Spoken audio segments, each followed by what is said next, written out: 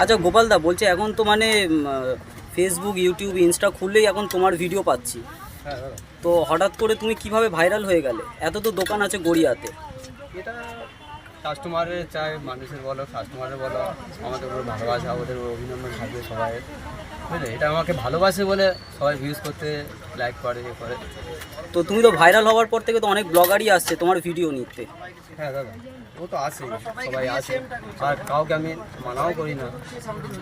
এটা আমার মানে ইয়েতে নেই যে মানা করবো বা করবো, এটা হয় না, আমার সম্ভব না যে একবার যে ভিডিও করে দেয় ওকে ওর ভিডিও করা যায় মানা করতে, সেটাও পারি না। যে আসে ভিডিও করে চলে যায়, দাদা এসছি আমার সাথে, হ্যাঁ দেখতে এসছি, ঠিক আছে। আচ্ছা তোমার এই যে ঘুগনিটা যে দেখি ফুড কালার মেরেছো নাকি? এত কালার বোঝা যাচ্ছে। এ তো হালকা ফুলকা মারতে হয় দাদা, না হলে হয় না। অনেক দোকানদাররা বলতে চায় না যে হ্যাঁ এই হচ্ছে তাই হচ্ছে, এটা করি সেটা করি। আমার কাছে যেটা সাতটা কথা হালকা ফুলকা মারতে হয়, যদি বলে কেন, না হলে তো একদম সাদা খাবার হবে, যেমন বাড়ি থেকে আমরা বানাই, তো তেমনই তো হবে। আর তোমার সৌন্দর্য দেখতে গেলে, ভালো একটু দেখতে গেলে তোমাকে হালকা ফুলকা, আমার এত এত মিষ্টি সব দোকানে কোন জায়গাটা ফুড কালার না ব্যবহার হয়, ধরে আমাকে বলতে পারবেন, দেখাতে পারবেন যে